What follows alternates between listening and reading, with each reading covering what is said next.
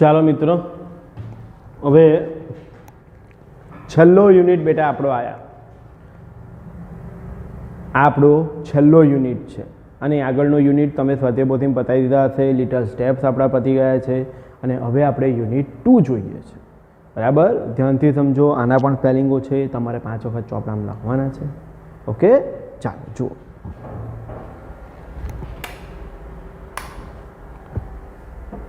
અમ્બ્રેલાસ R colourful. છત્રીઓ રંગબેરંગી છે. એક કાવ્ય છે, દોહરાવો અને ગાઓ. જોઈએ. In the jungle standing near a lake I saw a tiger looking at a snake. જંગલમાં હું તળાવની નજીક ઊભો હતો. આઈ સો, મેં જોયું. A tiger looking at snake, એટલે કે એક વાઘ કોને જોઈ રહ્યો હતો? તો સાપને જોઈ રહ્યો હતો. Lake snake, lake snake, lake snake એ રાઇમિંગ વર્ડ્સ કહેવાય, એટલે કે સરખા ઉચ્ચારવાળા શબ્દો. In the jungle swimming with smile I saw a big green crocodile. જંગલમાં મેં હસતા હસતા તરતો હોય, હસતા હસતા અથવા હસતા હસતા તરતો હોય તેવો એક મોટો લીલા રંગનો ક્રોકોડાઇલ, એટલે કે મગર જોયો. Smile, crocodile. ઇન ધ જંગલ roaring loudly I saw a lion sitting proudly. જંગલમાં મોટેથી રોર એટલે કે ગર્જના કરતો મેં વાઘ જોયો, જે કર્વથી બેઠો હતો. Loudly, proudly. In the jungle driving down the path I saw hippopotamus taking a bath. જંગલમાં મેં પાથ એટલે રસ્તા પર આગળ જતા મેં હિપ્પોપોટેમસ એટલે કે ગેડો, HIPPOPOTAMUS ને નાતો જોયો. In the jungle hanging on tree I saw some monkeys laughing at me. જંગલમાં મેં ઝાડ પર લટકતા કેટલાક વાંદરાઓને મારી તરફ હસતા જોયા. બોલો, વાંદરા એની તરફ હસે છે. Tree me. In the jungle on a branch of a tree I heard some parrots talking to me. જંગલમાં મેં વૃક્ષની ડાળી પર કેટલાક પોપટોને મારી સાથે વાતો કરતા જાણ્યા. ઓકે, જો રાઇમિંગ વર્ડ જોડવાના છે. Lake snake, loudly proudly, me tree. તમારે સાચા સાથે સામે લખવાના. હા, લેકની સામે સ્નેક લખવાનું. Loudly proudly, me tree, smile crocodile અને પાથ અને બાથ. ઉચ્ચાર સરખા થાય આના લગભગ પાછળનો. What is this? It is a pen. Where is the pen? Pen is on the table. What is this? What is it? લખીએ આપણે જવાબ આનો, તો તમને ખ્યાલ આવે બેટા. ચાલો હું જવાબ લખાવું બસ.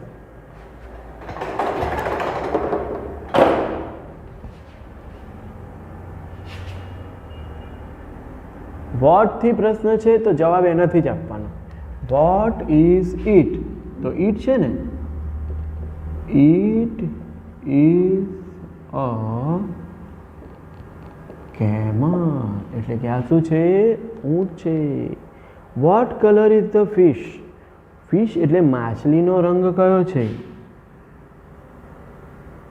Fish is in blue colour.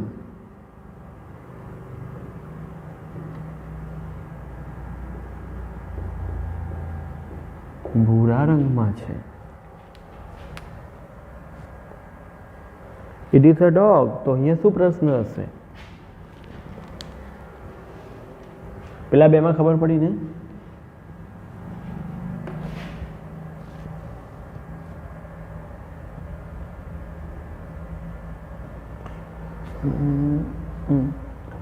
Vote is it? આ શું હશે? એવું જ પૂછાય ને. Vote is it? Wear is the dog? Dog ક્યાં છે? તો The dog is under the table. ટેબલની નીચે છે. What colour is the umbrella? Pink કલરની દેખાય છે. The colour of umbrella is pink. કયા રંગની છે? પિંક એટલે કે ગુલાબી. Okay,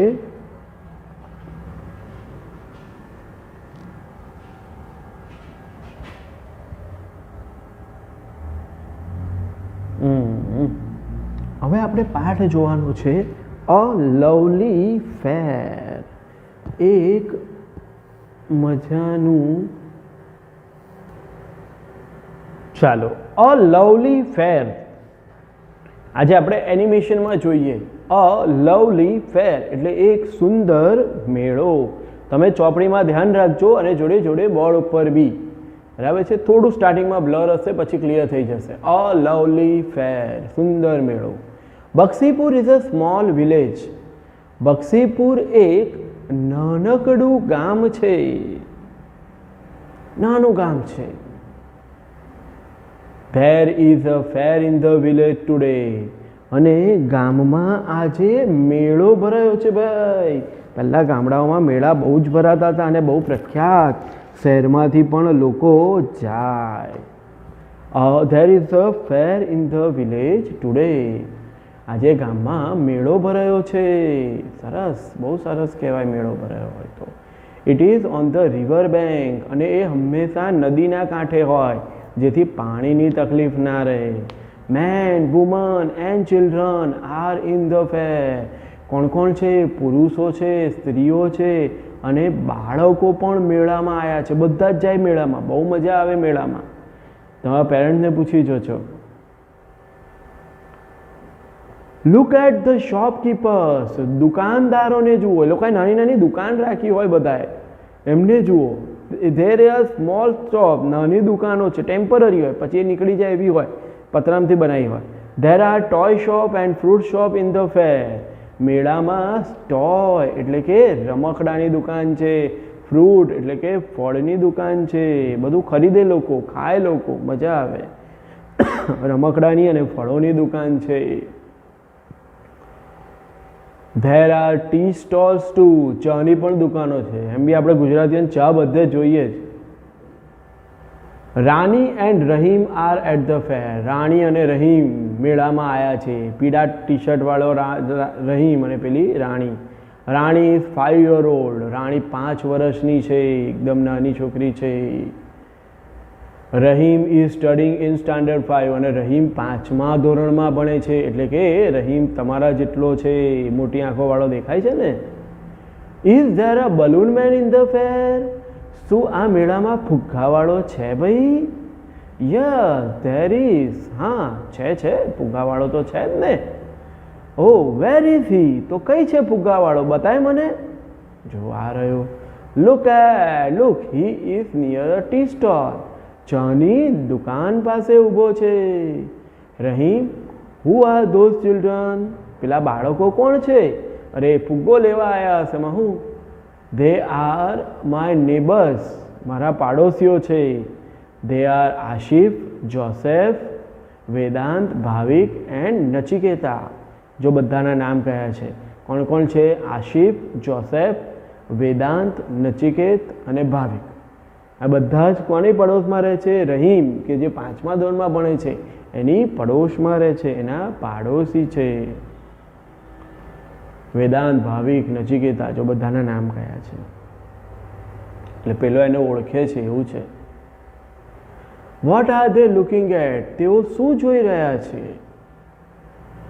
colourful balloon. રંગબેરંગી ફુગ્ગા છે ને, તે એમને જોવાના ગમે છે, મજા આવે. What is that Rahim. પેલું શું છે Rahim? It is called merry go round. ચકડોળ છે, નાનું ચકડોળ જેવું દેખાય છે ને. મેળામાં આવું બધું હોય.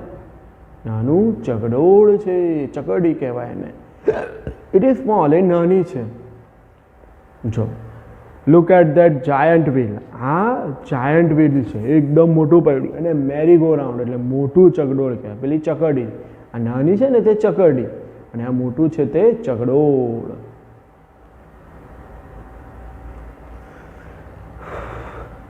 ચકરડી પાસે ચકડોળ છે, જો મોટું.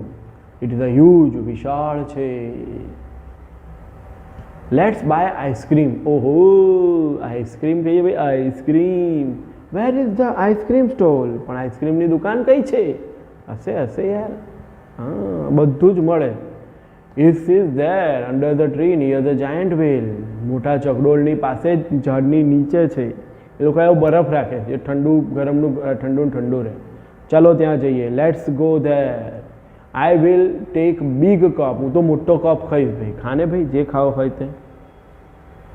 ઓકે, સારું. Who is that main? આ માણસ કોણ છે? પેલી 5 વર્ષની છે ને એટલે નાની હોય ને ખબર ના હોય. He is a જગલર. હાથ ચાલાકી કરનારો બાજીગર છે. એક સાથે ઘણી બધી. There is a box in his hand. એના હાથમાં જુઓ એક ખોખું દેખાય છે. It is empty. તે ખાલી છે એવું કે છે. ધેર આર બોલ્સ નિયર હિમ. એની નજીક જો નીચે બોલ પડ્યા છે. 7 બોલ છે, ગણો. Bottles are on the table. 4 બોટલો પણ પડી છે. શીશીઓ નાની હોય ને, મોટી મોટી છે. Look at that girl. પેલી છોકરી જો, પડવાની. She is a rope walker. એટલે કે દોરડા પર ચાલનાર છોકરી છે. She is on that rope. દોરડાની ઉપર છે. There is a long bamboo in her hand. લાગે છે બેટા, આપણે ત્યાં તકલીફ નથી. આપણને ઘરે બેઠા મોબાઈલ મળે છે, કોઈ તકલીફ નથી. પણ ગામડાઓમાં, ઘણા શહેરોમાં, ઘણા ગામડાઓમાં બહુ જ ગરીબ પરિસ્થિતિ છે. તે લોકો શહેરોમાં જઈને આવી રીતે કમાય, ખેલ કરે. આ તમારી ઉંમરની છોકરી દોરડા પર ઊભી છે. બોલો, હાથમાં બાંબુ છે. એના હાથમાં લાંબો બાંબુ છે. હાથમાં લાંબો વાંસ છે. That is her father. એના પિતા જો નીચે ઢોલ વગાડે છે. That is his drum. એમનું ઢોલ છે ને, ઢોલ વગાડે છે એટલે બધા આકર્ષાય, જોવા આવે. વાવ, ઇટ્સ અ વન્ડરફુલ ટ્રીક. અદ્ભુત કરામત કહેવાય આ તો એકદમ. બક્ષીપુર ફેર ઇઝ અ લવલી ફેર. એકદમ સુંદર મેળો છે. બક્ષીપુરનો મેળો કેવો હતો? એકદમ સુંદર મેળો હતો. એટલે ત્યાં આગળ આ લોકોને ખૂબ મજા આવી ગઈ હતી. પડે ખબર પાઠમાં બેટા? ખ્યાલ આવ્યો? 5 પાઠ આપણે ભણ્યા. ઓકે,